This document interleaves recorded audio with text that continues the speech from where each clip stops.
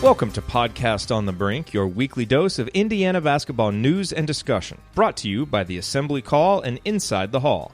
I'm your host, Jerod Morris. Join me live at assemblycall.com every Thursday night and immediately following every IU game for our live IU postgame show. And visit InsideTheHall.com for complete coverage of IU basketball and to join the discussion in the Inside the Hall Premium Forum.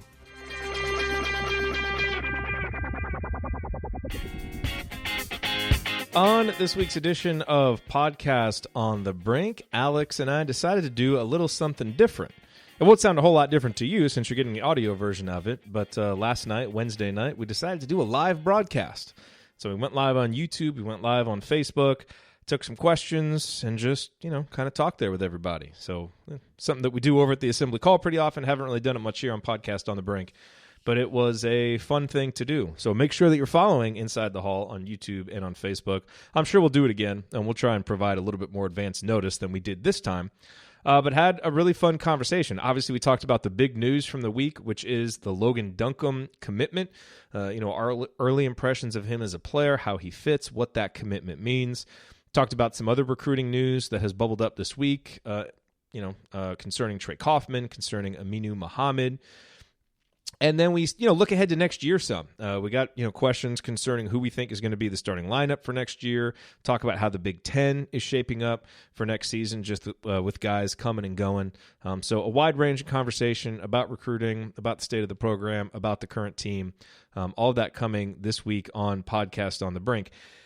Now, before we get to that conversation, make sure that you remember our friends over at Home Field Apparel, homefieldapparel.com. Also, make sure that you follow them on Twitter, because I think it was Tuesday night, they did a flash sale where they put everything at 30% off for like 3 hours. So it's good to be following those guys on Twitter, Home Field Apparel.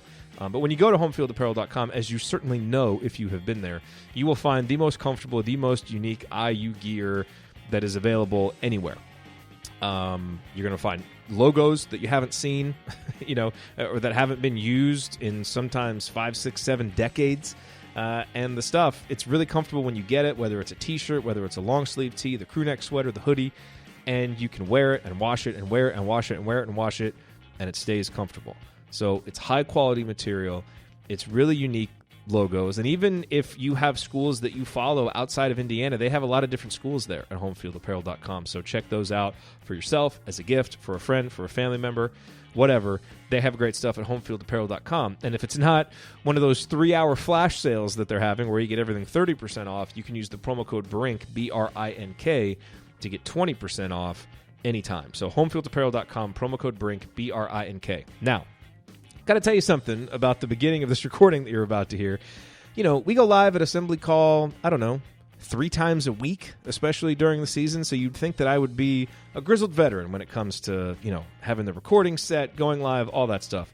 For some reason, doing it, for a different show with a little bit of a different setup, got a little bit discombobulated, forgot to start the recording for like the first 90 seconds. So we're going to jump right into Alex giving his scouting report of Logan Duncomb. I promise you didn't really miss much. It was just me giving a little introduction, talking about a technical issue that we had, and then, us saying that Logan Duncomb committed, but you already know that. So it jumps right into the middle of Alex, really the beginning of Alex giving his scouting report. So that's where we'll go. So right now, here's Alex's scouting report of Logan Duncomb, and then the rest of our conversation on this week's edition of Podcast on the Brink.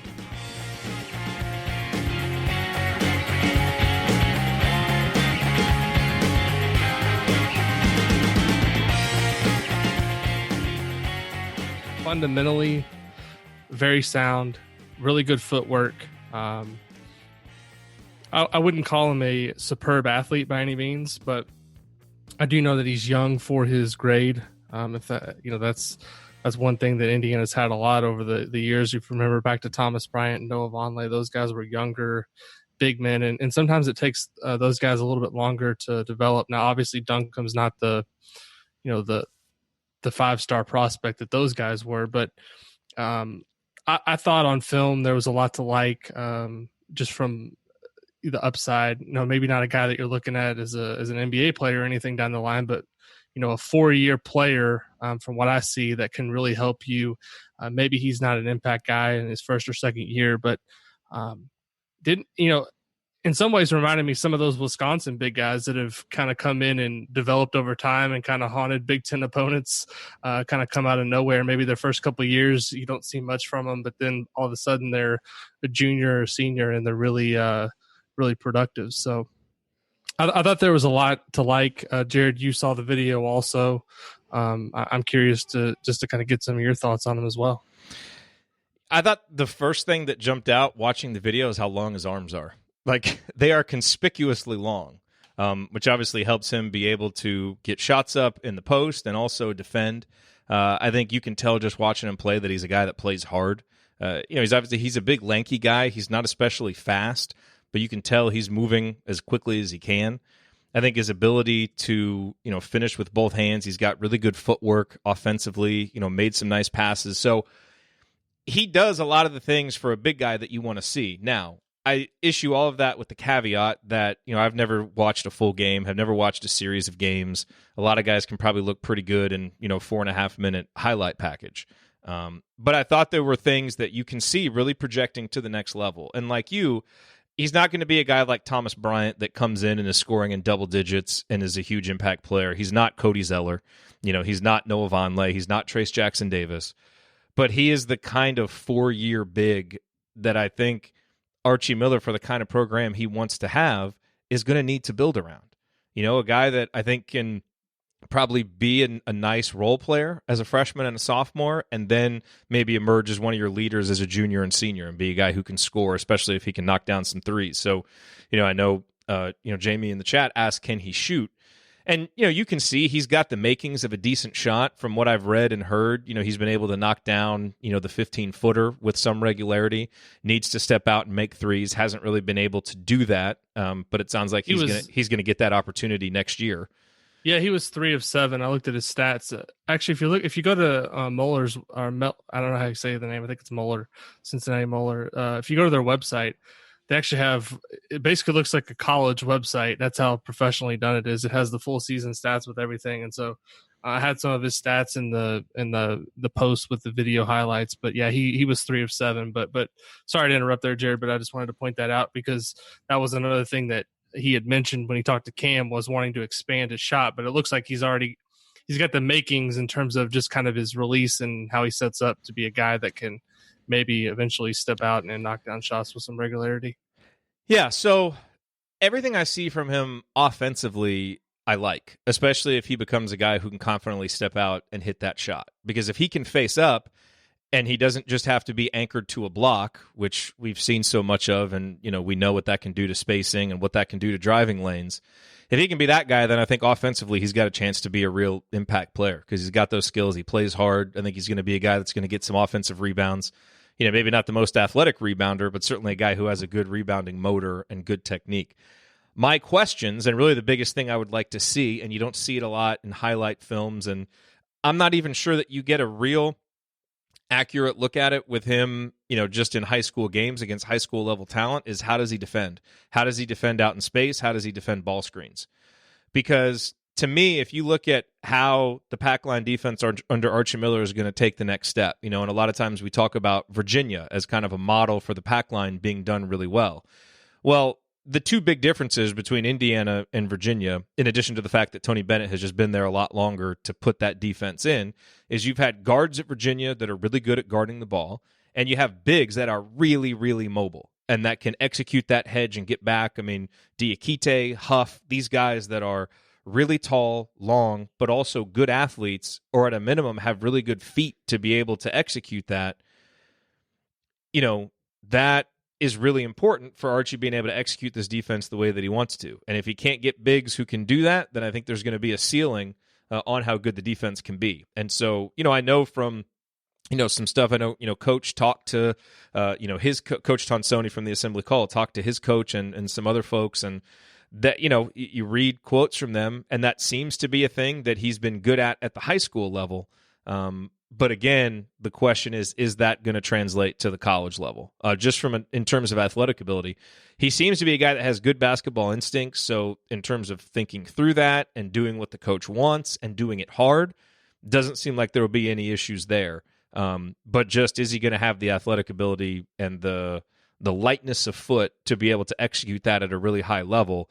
That to me is kind of what can take him to the next level. So look, I'm really excited about him as a recruit that Indiana's getting, because we obviously need to replenish the bigs. Deron Davis is gone this year, and Joey Brunk's going to be a senior. I think most of us expect that Trace Jackson Davis will probably play one more year. I mean, if we get a third year from Trace Jackson Davis, that would be, phenomenal from an Indiana standpoint. But we need bigs who are going to be able to step in and play. And this guy has, some of those skills, some of that maturity. And you need guys who are going to stay for 3 or 4 years, that you can kind of build around.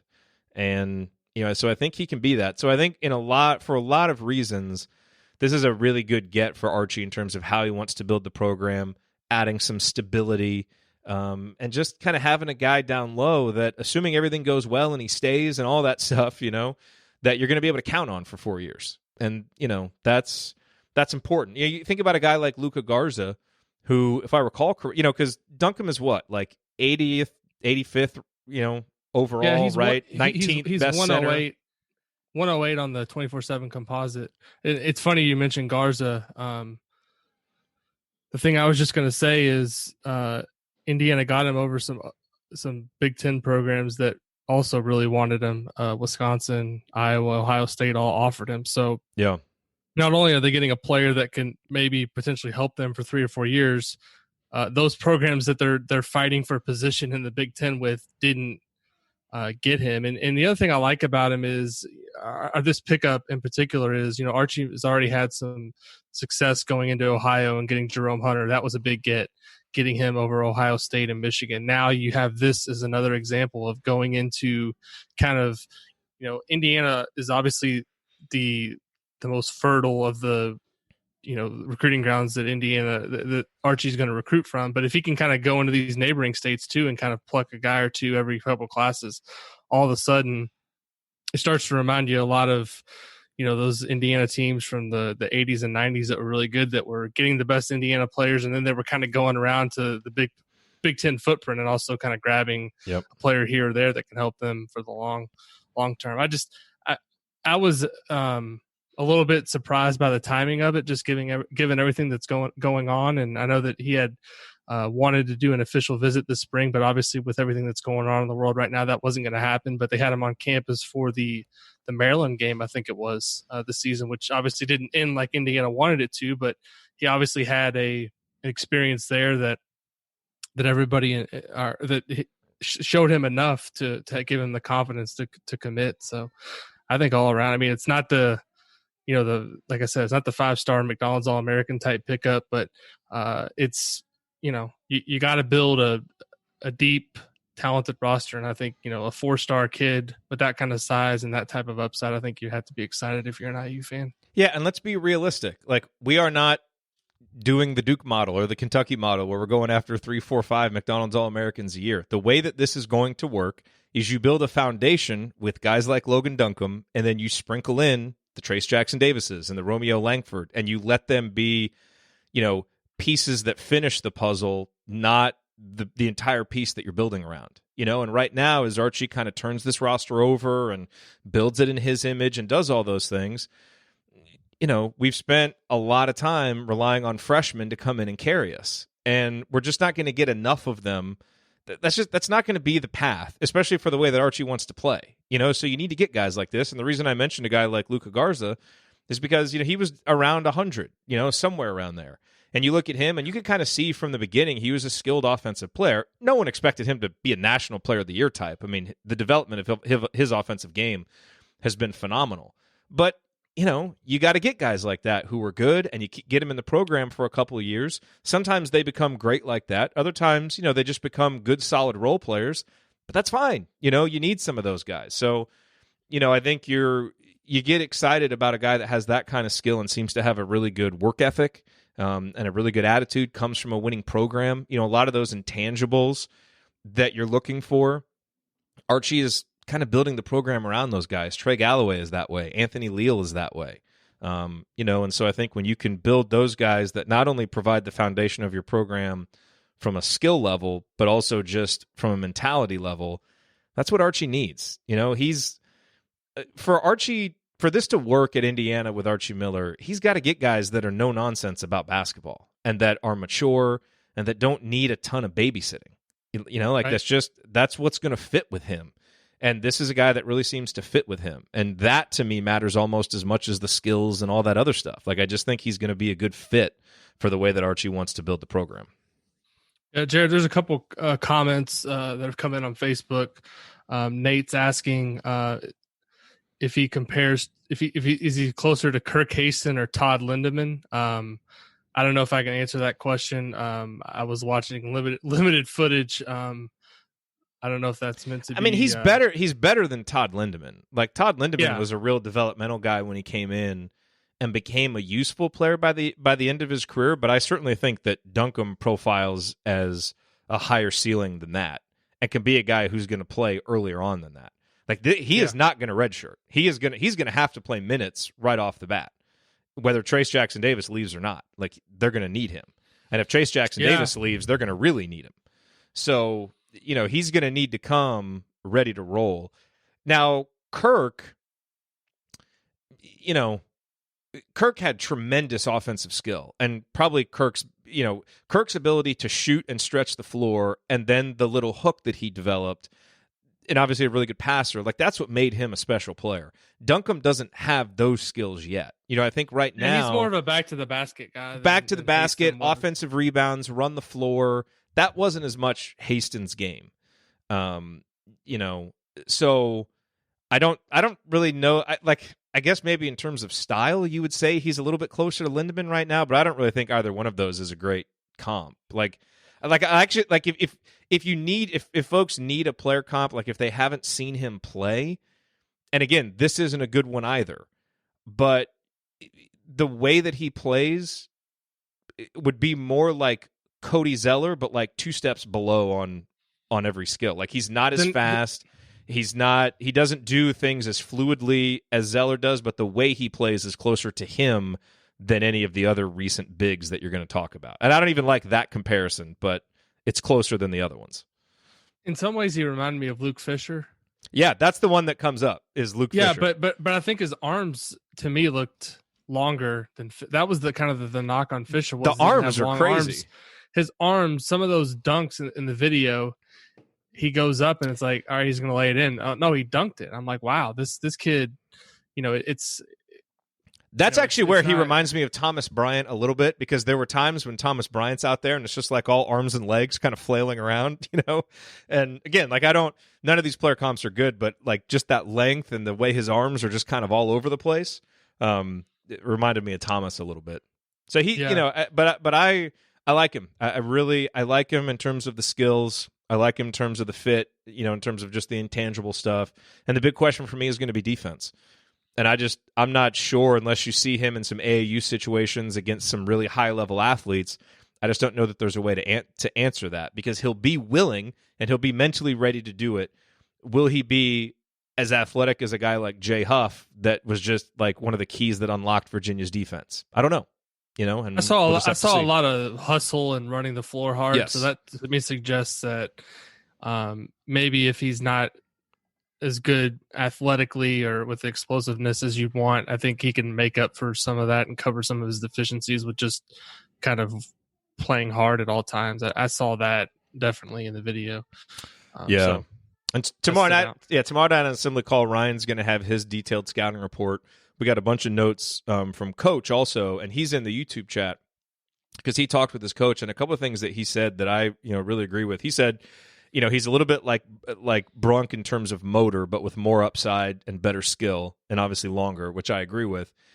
And then the other thing that really comes out when you watch him, Coach said, his coach talked to me about his understanding angles in the post, so important in post play. That is the other thing that comes out. He's where he's supposed to be. He sees guys. He's a good passer. So those sorts of things that you see from, and that to me is where he reminds me of Zeller. Is he's in the right place, he does the right thing, he understands the angles, he makes himself available for passes, he sees passing lanes, those kinds of things at the high school level right now he's doing. And, as long as that translates, and you would expect that it does, that's really gonna serve him well too. So passing becomes important too if you surround him with guys that can shoot the ball. Yeah.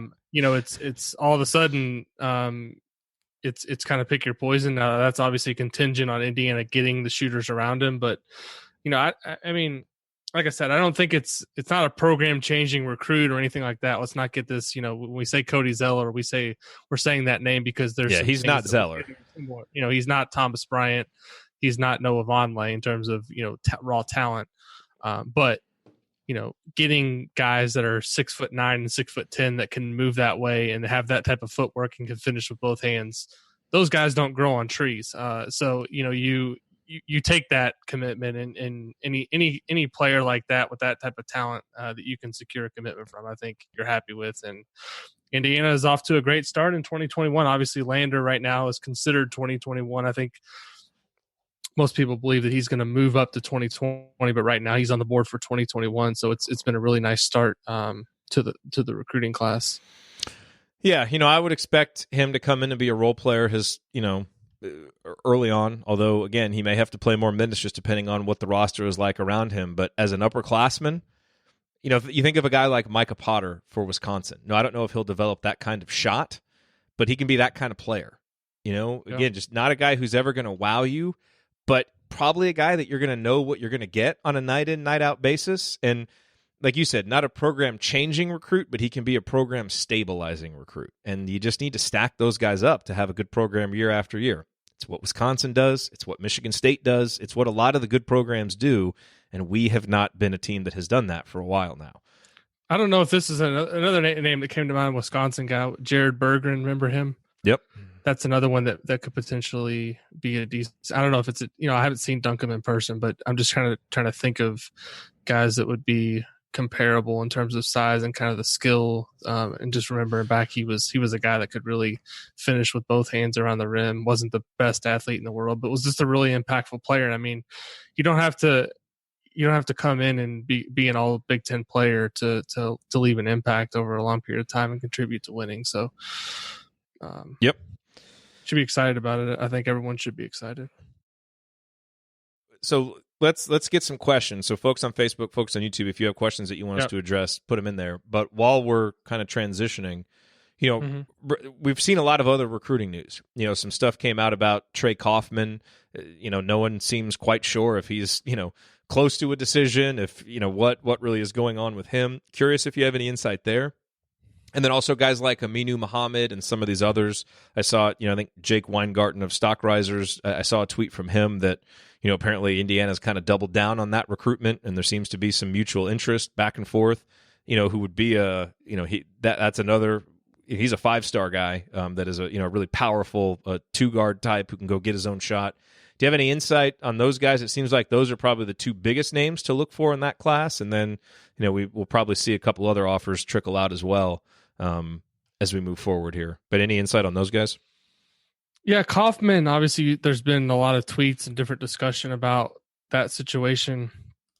I don't get the sense that anything's like imminent on that. Of course, I say that and he'll probably decide 2 days from now or something like that. That's usually how those things work. But I think IU's done as good of a job recruiting him as anybody to this point. They seem to be pretty strong. Now, I know there was some tweets from, I think, Nick Baumgart, who was formerly of the Hoosier. I'd posted something on Twitter just kind of insinuating that he wasn't going to go to Indiana. I don't know. I think Nick's done a really good job with his recruiting stuff and seems to know his stuff pretty well. So I don't know exactly where he's getting that from.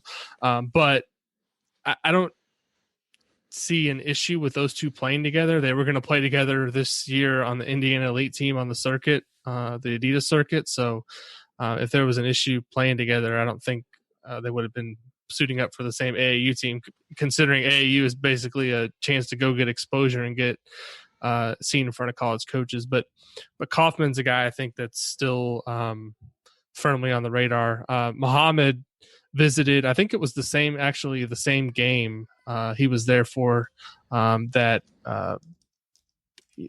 Duncomb was there for, which is the Maryland game. So Indiana's been recruiting him. The one thing I'll say, kind of with the start that they're off to, in 2021 with Lander and Duncomb already kind of in the barn, so to speak, it's going to give them a chance now to kind of swing for the fences maybe with some of these other 5-star type recruits. And to hyper focus their efforts too. Right, exactly. I mean, they've got Leo Galloway and Geronimo in 2020. Maybe Lander moves up, but realistically speaking, it's probably going to be a 3 to 4 man class. They've already got 2 guys committed, maybe only 1 at this point if Lander moves up. But they've you kind of go through the depth chart, the scholarship chart I updated the other day, and they're going to have a lot of guys who are kind of going to be 3 or 4 year players. So now I think the next step is kind of sprinkling in those elite level players and trying to hit on some of those. And those are, Kaufman and Mohammed are the 2 names that you hear the most right now. I'm sure some other ones are going to emerge. The interesting part in all this, of course, is how long is recruiting kind of stopped in terms of in-person contact, watching guys.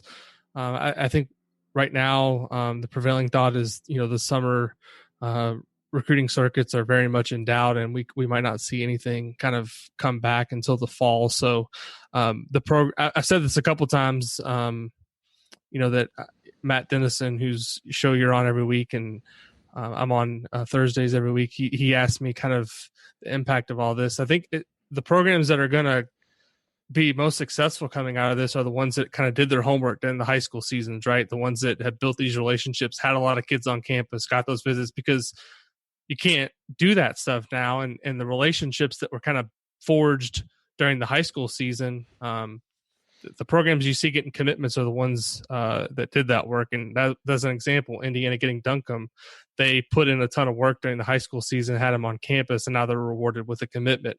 And I think that could be a thing to watch here as we move into the summer, when it's where it's unlikely that any contact between coaches and recruits is going to exist other than a Zoom call like we're on right now, or FaceTime, or phone calls, text messages. That's going to be it. Jim asked, would Mohammed be a game changer? I mean, he's a consensus top 20 recruit, 5-star guy. He is. I haven't seen him play. From what I've read and been told, he is just a terrific athlete, like a rugged scorer, and a guy who can go get his own shot. What he is not is a shooter. Right. You look at his he played for the Boo Williams team in the Nike EYBL circuit. He averaged 17 points a game over 12 games, 57.3% field goal percentage for a guard, which is outstanding. But 60% from the free throw line, 20% from three-point line on 25 attempts. So he's not a shooter. He's getting to the lane a lot, and dunking and shooting layups. Yes. Which, look. Getting fouls. Look, this has been a program that has very much missed shooters and guys who can go get their own shot. And that's what Romeo gave us, and so Aminu Mohammed would definitely do that. And if he wants to commit tomorrow, you take him, you're really excited. The one concern that I would have, and the reason why, is he a game changer? How does a guy like that fit with Trey Galloway? If you have 2 guys who are non-shooters, playing together, because this has been the issue with Indiana, is we just haven't had enough shooting on the court. So that would be my one little hesitation, but it doesn't mean I wouldn't take him, doesn't mean I wouldn't be excited. But in terms of, is he a game changer, part of that is how you're going to fit with the other guys that are on the roster. And if we're still kind of struggling, with shooting, that could potentially be another guy who isn't really a shooter. Now, again, he's going to be able to go get you buckets. He's going to be able to get in the lane, all that stuff. But man, let's field some teams that can really shoot it, So that would be that's my one concern about that, which I think is legitimate. I don't want to overplay it, but it's just something to think about. So I want to ask you this, and this came from Jamie. I thought it was a good question. Does Archie's hot in-state recruiting, and this isn't in-state recruiting, but at least breadbasket recruiting, the local breadbasket, does that give him some additional years if needed? I'm an Archie fan, so I'm not sure he needs it, but I feel much more confident with recruiting now than Crean's years overall. Here's what I would say about that, and I'm curious if you agree. Getting good in-state recruiting, that's maybe like a tiebreaker, if anything. Archie is going to get the time he needs and have the fan support because he wins games and because he plays a style that fans can relate with and appreciate. And that's the reason why Tom Crean, was fired. The stuff about in-state recruiting, that was a frustration, that was an annoyance. And look, you could say that that's related because you're not getting guys that play maybe the style of basketball that Indiana fans want. There's been so much good talent that's come in, so you would win more games with those players. But Tom Crean wasn't fired because he wasn't recruiting well in state. It's what happened when guys got here and out there on the court. So a coach is never going to be fired because of that. But whatever you want, whatever amount you want to put on that in terms of, hey, there's great players in the state, get those guys because we'll be better. I agree with that. But it's not just because you're recruiting well in state or not. It's about results. So, again, I think we all agree that you've got to do well with the in-state guys because Indiana just doesn't have the national profile right now to go out and pull a lot of great players from around the country. So you got to make do with the best players in your area. And I think that will help Archie win more games, but he's going to be, fired or extended because he wins games, not just because of where the players come from. Yeah, and it's not just because Indiana doesn't have the national profile. It's that there's so many more programs now that are getting 5-star recruits from around the country. There's, I don't know what the research would be on this. It'd be interesting, but if you went back and looked at how many different programs around the country have gotten a McDonald's All-American or a 5-star in the last 10 years or so, it'd be a pretty high astronomical number of just the variation of, now Memphis is getting really good players, Auburn, all these different programs. So it's not. Wonder how that's happening. Well, that might be a different show to talk about all that, Jerod. But what I'm saying is it's important for them to recruit Indiana because they do have that brand recognition still inside these borders. And Cincinnati, while it is in a different state, it's technically it's bordering Indiana. So it's obviously Duncomb is familiar with Indiana basketball and has grown up in a part of the country where he realizes what Big Ten basketball means to the Midwest and what it's like, playing in the Big Ten. So, the whether or not I agree with you, I don't necessarily think it has, if the bottom line in this in the business is you either win enough games to keep your job or you don't. And we talked about all season, Archie, the first year he didn't make the postseason. Last year he made the NIT. This year, I guess you give him a pass because obviously the tournament was canceled. They were going to make the tournament. So to me, that was progress. Now he's going to be judged next season on, does he not just make the tournament, does he put the team in position to get a favorable seed and give themselves a chance to advance? Is he a top half, top 5, top 4 Big Ten team? I think that's what people want to see next. So whether or not the players come from Alaska or Hawaii or Indiana or Florida, it doesn't really matter. It just matters if he's going to win enough games to make people happy. And like you said, play a brand of basketball that fans can relate to, because Indiana fans, I think they want to see fundamentally sound basketball. They want to see teams that don't turn the ball over, which has been a problem under Crean and at Archie Miller. They want to see good shooting, which is something that needs to be continued to improve on. And they want to see defense. I mean, they want to see teams that are, playing hard and defending. And I think the difference between what Archie's building and what Crean is building is, Crean, his teams were so dependent on hot shooting nights and kind of having those highly talented players, the 5-stars. When they didn't have those guys, you saw a pretty big drop off in those years.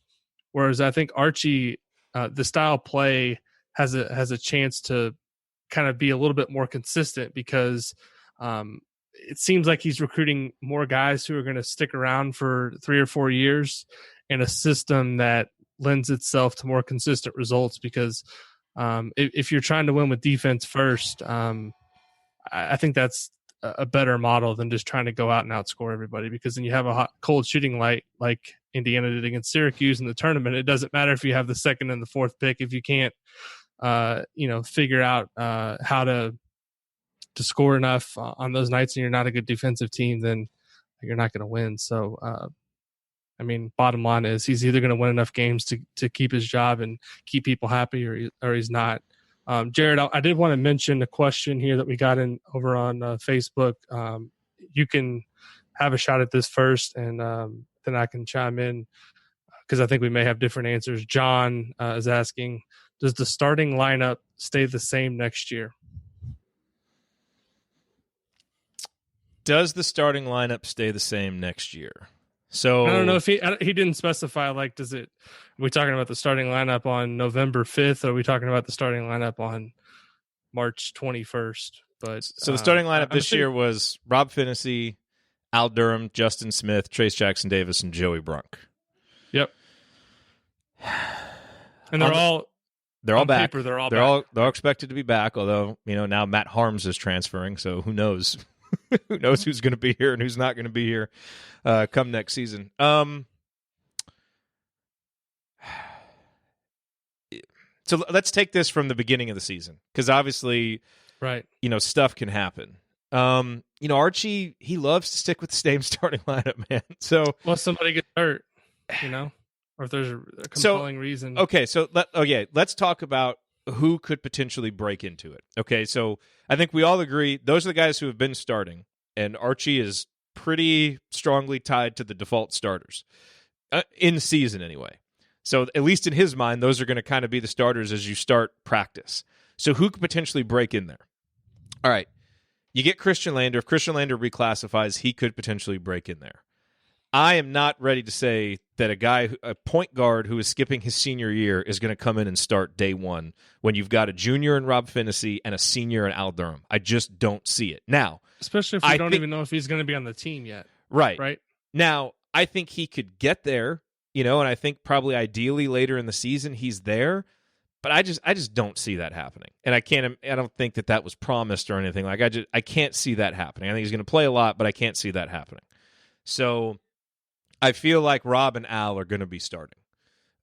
Rob for sure. Al's the guy that maybe you could look at him if you want some scoring off the bench, whatever. But I think you'll see with who would take that spot. Well, what I'm expecting from Christian Lander is similar to what DJ Carton was doing for Ohio State, but maybe like 80% of it, because DJ Carton had a senior year of high school, and I'm tempering my expectations for Lander. I just am, and I did it with Trace too, and Trace way outperformed what I thought. So just know that going into it, but. Again, Christian Lander is, if he comes next year, isn't even going to have a senior of high school. So Trace is going to be starting. We know that. So is senior Justin Smith going to come off the bench? I don't see that. Not when he's the best defender on the team. Yeah, and he's a senior. And look, I think Justin's. You're not going to. What's the right way to say this? You're not going to cater to a guy. But I think he's a personality that unless he really falls flat on his face and doesn't deserve it, you're not going to bench him, because I think that's going to cause problems. So you would need a real compelling reason to sit him on the bench, and I just don't see that happening. So what are you going to do then with Joey Brunk? Well, the two guys that come to mind are Jerome Hunter and Race Thompson.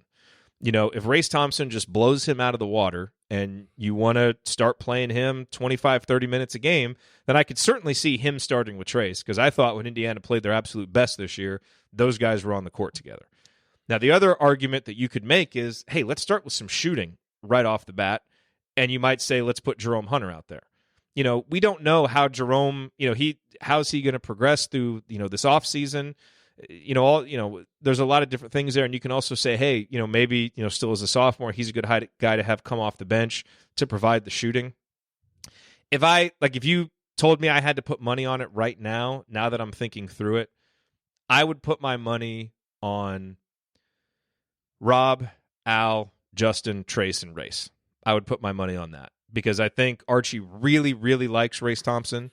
I think it's hard to make that decision mid-season because you really rock the boat. It's a lot easier to go have a conversation with Joey Brunk in the offseason about how you maybe view his role a little bit differently, and we want to start out the games with Trace and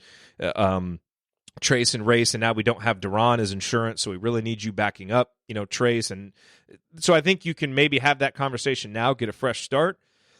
And hopefully Race enters next season healthy and all those things. So if I was a betting man, that's where I would go with it. But I won't be shocked if it's the same starting lineup. I really won't. I think I'll be a little disappointed, but I won't be shocked. So maybe a little wishful thinking there, but I talked myself into it. Yeah, I actually agree with you for a lot of the reasons that you stated. And I do think if there was another guy that I would have a chance to break in, I would think Jerome Hunter. I am a little bit intrigued by a lineup that would have Justin Smith or Jerome at the 4, and then Trace at the 5, and then maybe get another guy in there that can, just shoot on the wing. I don't know exactly who that would be. I mean, I guess Jerome could technically play the 3, but, I don't even know that you would have to have a conversation with Joey Brunk. I mean, I think Joey Brunk is a guy that is going to see like through fall and through preseason practice if he's being outplayed by somebody. And at that point, I don't think anything from the previous season, while, there is going to be some bias and preconceived notion based on how a guy performed in the previous season. I don't think you have to carry over a lineup from a previous season just because all 5 starters are back. I think you give it to the guy who has the best offseason, who earns the spot. And if Race Thompson is playing better than Joey Brunk, or if Jerome Hunter's playing better than Justin, there's all these different guys that I think have a chance. But if I was asked right now, I think if there's going to be a change, I think it would be Race Thompson breaking into the lineup. Yeah, and to be clear, I'm not necessarily saying that's the lineup I want, or I think because I see a lot of people in the YouTube chat, talking about Jerome Hunter. And look, we all love Jerome Hunter, and the idealized version of Jerome Hunter is a starter for sure. But Jerome Hunter is he's going to have to prove, just from a health and conditioning standpoint, that he can play more than 15, 20 minutes. He's got to get more consistent as a defender. He has to be just more consistent with his offensive awareness and doing more than just being a shooter. So I love Jerome. I still think he's got a chance to be an all Big Ten player. And I think if Indiana reaches its ceiling next year, I think Jerome Hunter's a starter. I think he's the guy that kind of unlocks it. But if you're asking me, who I think is going to start at the start of the year, I just think that's too many question marks, And I realize that a lineup with Justin Smith and Trace in there and Race, it doesn't give you the shooting balance that you want. I get it, but it makes sense in some other ways. And Archie has shown us that he's willing to sacrifice some shooting for those other things. So I think that's what he's going to do. And I do think you have to take some of those things into account, just with chemistry and all. Like if Justin Smith just comes out and is not playing well, then you would sit him. But I just don't think you're going to take a starting spot away from him as a senior unless, again, if someone really jumps up and grabs it, which is great, or he falls flat on his face, which I just don't think either one of those is going to happen. I don't either. So that's why I wouldn't say that. So, and that's not. And I mean, I know Justin Smith's one of the more dissected and talked about players, but you look at his numbers this year, he was a pretty important piece to Indiana's team overall, and defensively, it's hard to dispute his impact. Jerod, I know there's probably a bunch of questions over on YouTube, but there's a couple of quick ones here on Facebook that I want to address. Any chances that Indiana's going to have someone transfer out? Of course, there's always a chance. Just look at the transfer portal. There's hundreds and hundreds of names in it right now. I've always been a person that's never speculated on that type of thing, just out of respect for the players. But of course, there's a chance. The other one, Jennifer's asking, can Indiana get both Mohammed and Kaufman? Do we have room? I would say if both of those guys want to commit, there will be room. That's the simplest way you can answer that question. Yes. Obviously, the scholarship chart that we published is kind of meant to be a guide, but if talented enough players want to come to your program, there will be room for them. I remember all those Crean years where everyone was asking about oversigning, and I remember at one point somebody at one of the AAU events asked Cody Zeller about oversigning and if he was worried about Indiana having a scholarship for him, and he just kind of looked at him and laughed. And it's like, do you really think that top level players aren't going to have a scholarship? There will be room. So to answer that question, yes, there will be room if both of those guys want to come. And I want to address a couple of things here in the YouTube chat. Going back to what I said earlier about Trey Galloway when we were talking about he and Aminu Mohammed, and I kind of said I might have used the phrase they were non-shooters, because Five Lefts here said, who says that Galloway is a quote non-shooter? He said his dad says he's a judicious shooter. Look, his numbers haven't been that good. I know, one summer he had a wrist injury and all those things. I'm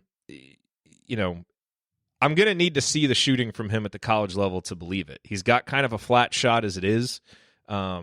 look, if you've listened to me talk about him, I love that guy as a player. I think he's going to be great. I just think shooting is the big question mark. Like, I think if he was a shooter, then, to me, he's Ty Jerome if he's a shooter. Like, that's the difference between those two guys. And Ty Jerome was like a top 30, top 40 recruit. And that's the difference because Trey can attack, he can pass, he defends. He's rugged, he's tough, he's a leader. Like, he is all of those things that you want. He's just not a great shooter, and he's not a real good free throw shooter either. So I hope that what's been said about him having a wrist injury and that leading to some inconsistencies and all that stuff is true. And the other thing is we haven't shown a great ability to develop shooting.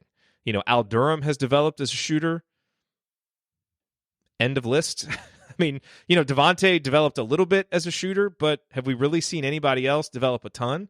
Now, you go back to Archie's days at Dayton, some guys really developed as shooters. So, I'm willing to be open-minded on this and let some more time in his program play out, but I kind of want to see that. So that's kind of what I meant there. And just as you look at roster construction, as we just talked about with the starting lineups, like, it's tough to have 2-3 non-shooters on the court, especially if they're going to be wings.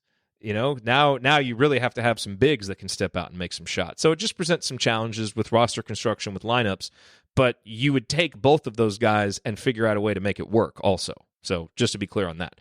The other question is what kind of beer am I drinking? Because this is an episode of Podcast on the Drink tonight, so I wanted to address that. It's Hot Bullet from Sierra Nevada, and I also wanted to show, since this is a Podcast on the Brink audience, the custom-made pint glass that I'm using, which has Christian Watford making the shot. You see it says Assembly Hall, December 10th, 2011, and it has Tom Crean's quote on there, a great quote. Whenever I show this, people ask me for these, and I made it custom made on, what was that old site where you used to do that stuff on? Oh, Cafe Press. Okay. And I made it. What's the quote?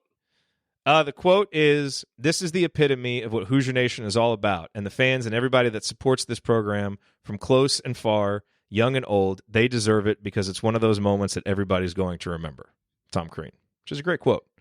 It's funny. I as part of the distance learning that we're doing for my third and first grader today, my third grader had to read about an old sports moment, and I went back and I had a book that the Herald Times produced from that season, and we were flipping through it, and he said, "Let's read a story about a game from that season today." And we read the story that Dustin Dopirak wrote from the day of the watch shot, and that quote I think was in there. That's awesome. That's why I wanted to ask you what it was. That's awesome. No, yeah, I made them custom on Cafe Press, but because it had a copyrighted image, like, I had to get it and order it to be sent really quick before they took it down. And so I got it and they made it and sent it to me, but I couldn't actually make it for anybody else. Plus, it's got an image of Christian Watford, and so if I was actually going to do that, I would send him money for it.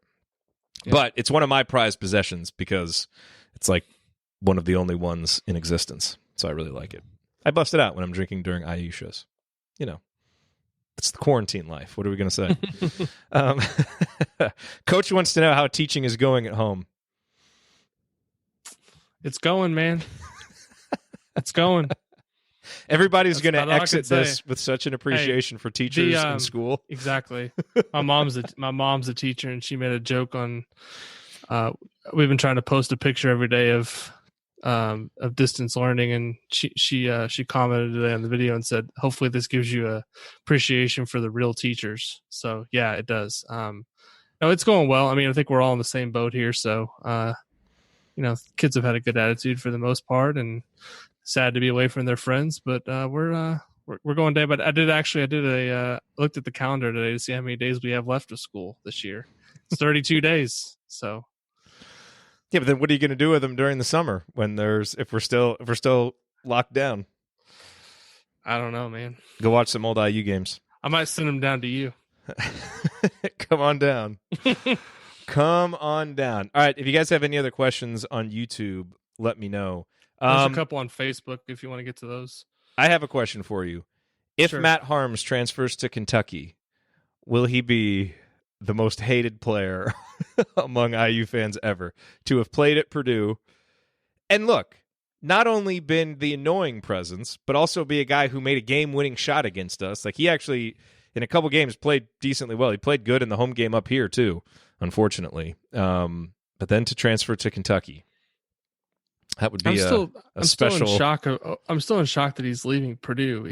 There was just like a news story that one of the Indianapolis stations did on him a couple weeks ago, where he was spending his time during this quarantine in West Lafayette, like going to a dog shelter, walking dogs, and talking about how much he loved West Lafayette and Purdue. So I don't know if there was somebody that reached out and said, we need you to come here, or there's a better role for you. But I mean, I don't know what else he could have wanted, what more he could have wanted out of Purdue. He had a really good role there, and they won a lot of games. So, well, maybe he wants to be more of a featured guy. I mean, like I agree. If he goes to somewhere like Kentucky, he's not going to be more featured than he was at Purdue, right? Well, maybe he wants to win more games. I mean, maybe he's just not that confident in what Purdue can do next year, and he wants to, look, this is a guy who's played in Sweet 16s, played in an Elite Eight, had a taste of that.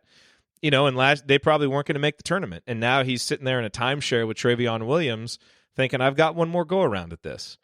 And so maybe he wants either more of a role, or maybe he wants to go to a team that for his 1 year he thinks has a little bit of a better shot. Maybe. Yeah. So I don't. It's surprising because Purdue's just been such a stable program, that to see a high profile guy like that leave, it doesn't really compute.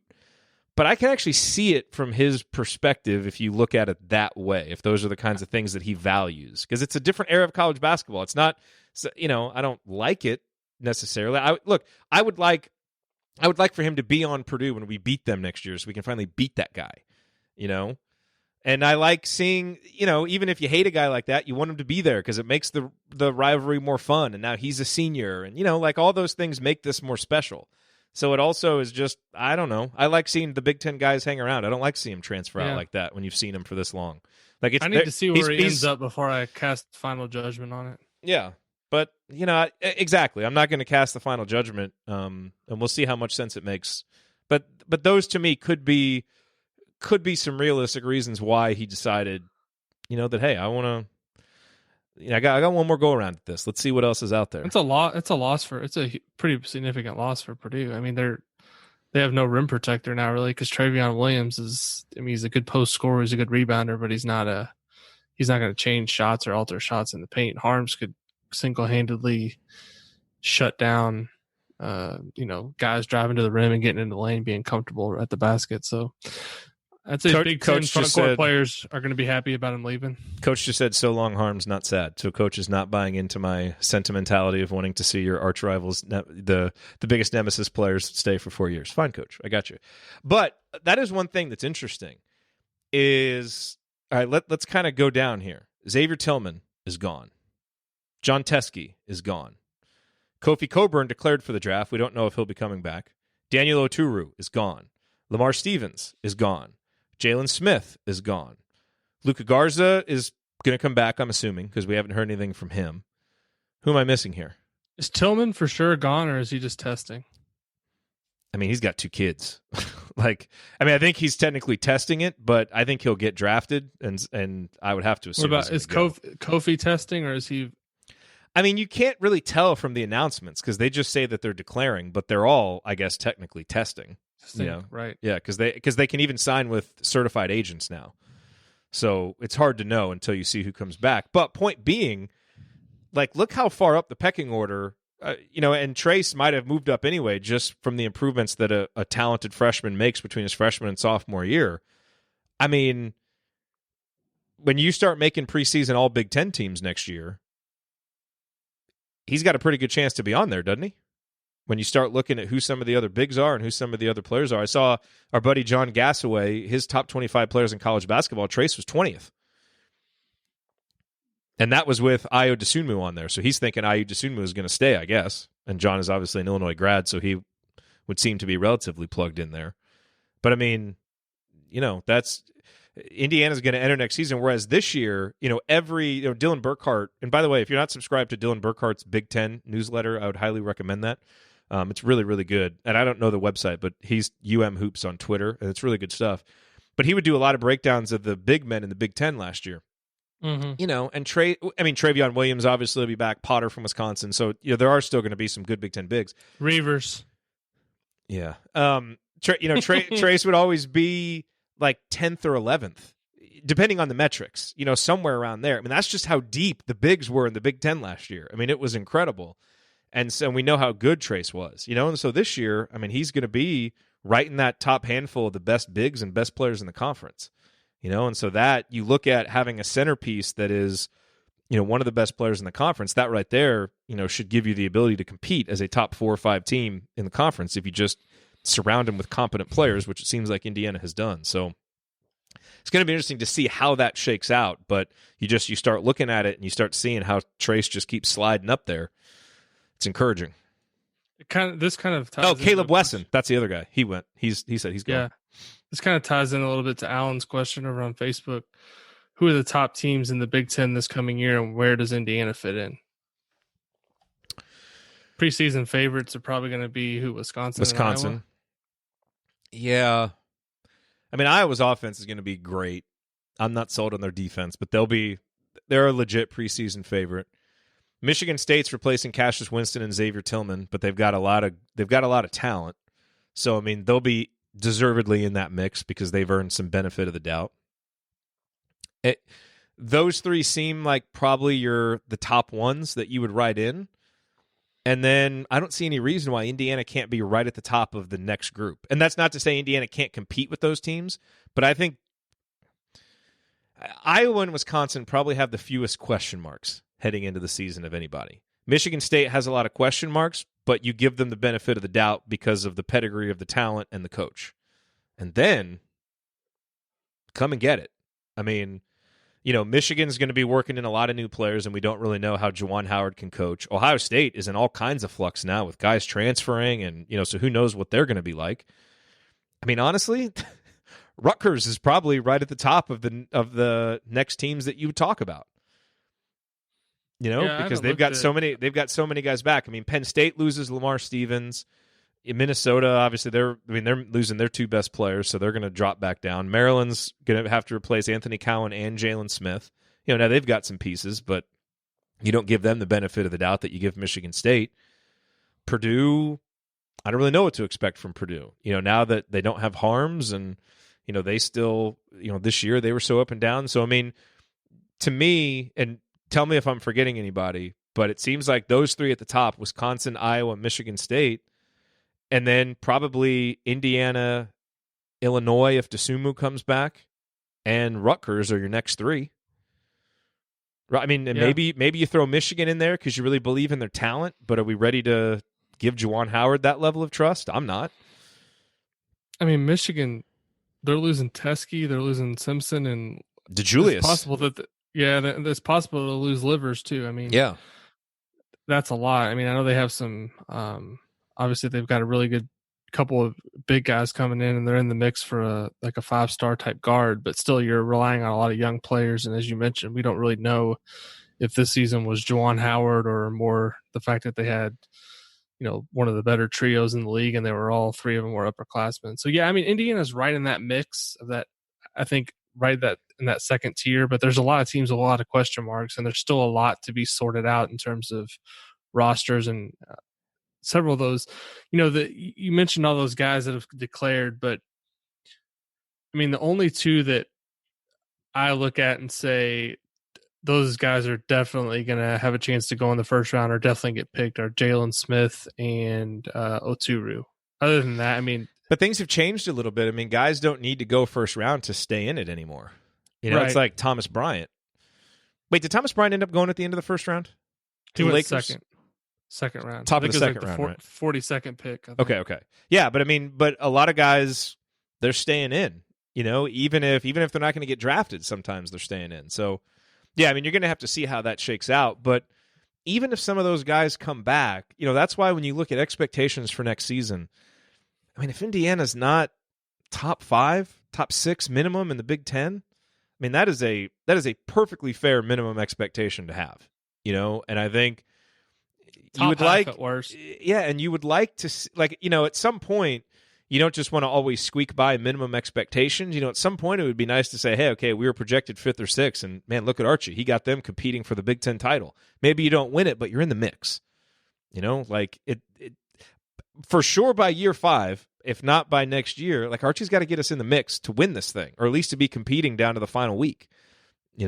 So I don't know if they'll be ready to do it this year. But too excited about a Big Ten that's going to have Iowa and Wisconsin as the top 2 teams going into the season. Excited in terms of like it's the quality of the league. Yeah. I mean that's what I mean. So Indiana has question marks, but those teams have a lot of question marks too. So, and I tell you, one thing that I think Indiana could have going in their favor, assuming we don't see any guys leave, is I think this is going to be a year for college basketball where stability really matters, especially if you don't get a lot of off-season time and there's a lot of flux with transfers and you're bringing guys in that haven't visited and all this stuff. Man, if you're going to bring back the same group and just run it back, there's kind of a benefit just to doing that, and you might have a leg up just because you got the same guys doing the same stuff. So that could help Indiana too. So for sure. Let me see. Questions on YouTube. I thought I saw one. Oh, someone asked, should Trace be shooting more 15-footers? If he can hit them, I guess. I still don't think that's going to be a featured part of his game by next season. It'd be nice if it was. It'd be great. But I mean, I'm sure NBA teams or whoever are gonna say that's like the big thing. Like with the big guys, it's like the feedback they get. They'll say, well, they want to see me be able to stretch the floor. But I don't. I mean, is it going to make that big of a difference? At IU, what's it going to matter? I mean, it's not going to make that much of an impact on his success level at IU. I mean, I don't want to see, like you said, if he can make them do it, but don't do it just to do it. I mean, yeah, it felt like Jawan did that a little bit with the 3-point shooting his senior year, last year. Yeah, and like to me, what they want to see is, I mean, yes, they're going to want to see that, but if you take 20 or 25 of them, is it going to make that big of a difference? I mean, they're going to see in workouts, like they're going to kind of be able to project your shot forward based on other things. So just go out there and win games for your team and be impactful. That to me seems like the better long-term strategy than thinking that you have to show them. I mean, I guess if his thought is, okay, I've got to go from being a fringe first rounder to being a top 5 pick, yeah, that's the difference there.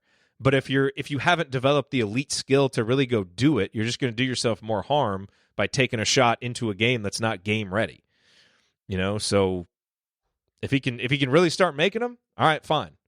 But I think the better thing for him to do as a young player who teams are going to really be drafting based on your potential is go out and show that you have the motor. Go out and show that you can do the things that your team needs to win. Go out, lead your team to a Big Ten title and a deep run in the NCAA tournament.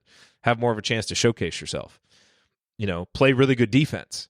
That to me is going to be more important for him than showing right now that he can make the 15-foot jump shot. So anyway, a couple of middle-aged guys talking about hoops. What do we know? Right. And make your free throws. Yes. That to me is more important than making the 15 to 17-foot jump shot. If he can make a high percentage of his free throws, a lot of times NBA teams project based on your free throw shooting how much they have to work with, with your shot. Because that is usually that usually projects better to the next level than other shooting metrics in terms of how good of a shooter you're going to be. So anyway, let's wrap up. That's a good chat. Man, that hour went fast. Holy moly. Yeah, for sure. I have to do this more. Yeah, I was surprised how many people we had live on Facebook. There was, I think, 40 or 50 people watching. I don't know. I was watching Facebook. You were watching YouTube. How many were on YouTube? Yeah, about 50 people. Cool. Nice. Good. Without much advance warning. So yeah, we just that's how we're rolling right now during this. Because we were supposed to do it earlier today. Slop it together here at the last minute, and whenever we can find the free time. So that's what we got to do. What have you been doing to keep busy all day? I mean, obviously you're working, but have you done anything that you wouldn't have done normally? I mean, I work from home, so it hasn't changed a ton for me in that sense.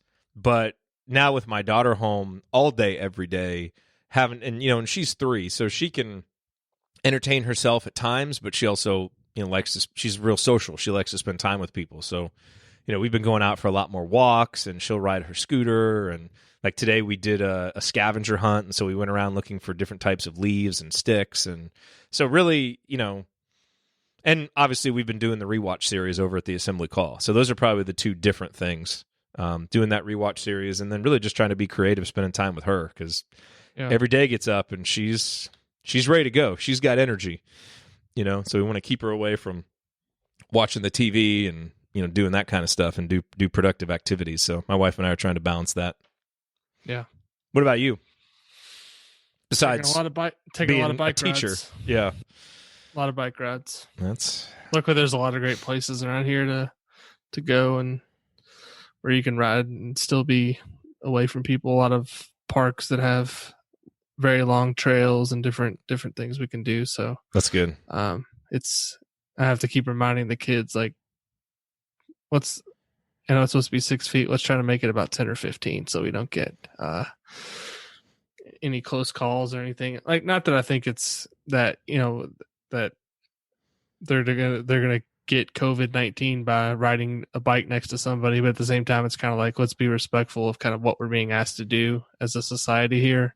And I think the best thing we can do as parents is kind of set the expectations for them and just kind of help them understand. Even they don't understand fully, but stress the importance of, hey, this is kind of what we're being called to do at this time. This is what we have to do as responsible citizens. So let's take it seriously. And they've been pretty cool about it. They've asked a lot of questions. They're at the ages 9 and 7 where they're starting to ask why they can't go back to school, which is a perfectly legitimate question. They miss their friends. They miss being around their teachers and the people that are part of their everyday routine. I mean, they're in a lot of ways they're with those people more through the week than they are us.